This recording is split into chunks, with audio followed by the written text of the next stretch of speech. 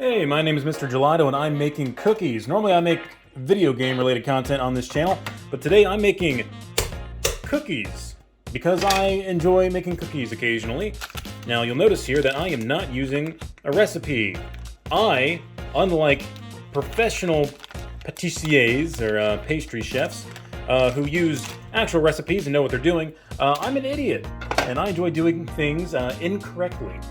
You'll see there that I put in stick and a half of butter. Gonna take our brown sugar and I'm gonna just kind of eyeball going in there. Yep. Very good. Yep. Okay. That's very good. Yep. Good. Take my granulated white sugar over here. Do the same thing. So I am making what are going to be chocolate chip cookies. And to get chocolate chip cookies to be correct, you gotta do a half and half situation there. So half white, half brown chocolate.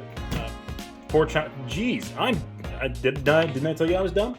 We're gonna whip that butter and that sugar together there. So that's a stick and a half of unsalted butter and just truly an eyeball of half and half brown sugar and white sugar in the blender, and I'm giving that a good whip. All right, now that I got that butter whipped up all nice, I'm going to take this egg right here, give that a crack somewhere that's not going to contaminate the rest of my food prep here.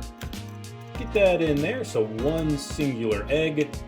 All right, so next here I'm going to put, this is the section where I actually do some amount of measuring. I know I said I was a kind of winged guy, but I am doing about 5 grams here of salt if my guy here will actually measure it. Baking soda. Again, putting in, whoa, baby! Oh, way too much. Then we're gonna do all-purpose unbleached. I personally like unbleached flour over bleached flour for baking purposes. And this, again, I am actually going to measure this out. I'm looking for about 300 grams here. There we go.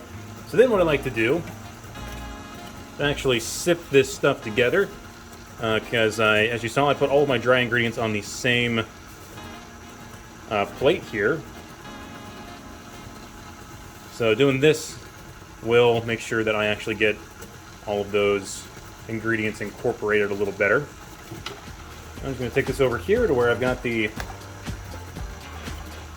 stand mixer still doing its deal. And I'm just going to add this flour in slowly here. Alright, so now that I've got that dough mixed properly, so I've got an assortment of candy options here to put in my dough. I've got some butterscotch, milk chocolate, and sponsor-free small candies. I gotta open that hole a little bit. So other people would also probably measure this out a bit, but again, I truly do not care. I'm just gonna get that going in there, and then just put that on a low setting, so it'll spin around in there and hopefully mix those all together.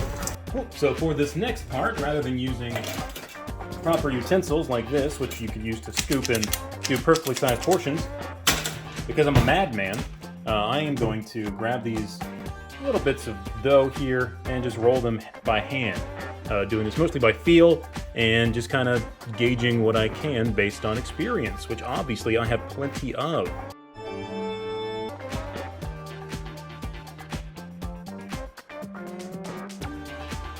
Alright, so now that we've got our cookies here on our parchment paper and our oven preheated to 350, I'm just going to slap these bad boys into the oven, give them about 13 to 15 minutes, and then we're going to have perfect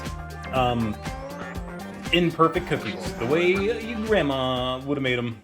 All right, and 18 minutes later, because I had to add 3 minutes to these insanely thick, meaty boys, we now have the perfectly imperfect cookies too big for the freaking parchment cookies of Good Times and Happy Thanks Miss Good Times. Again, my name is Mr. Gelato. I am not a professional baker. As you can see, watch me on the YouTube. Bye.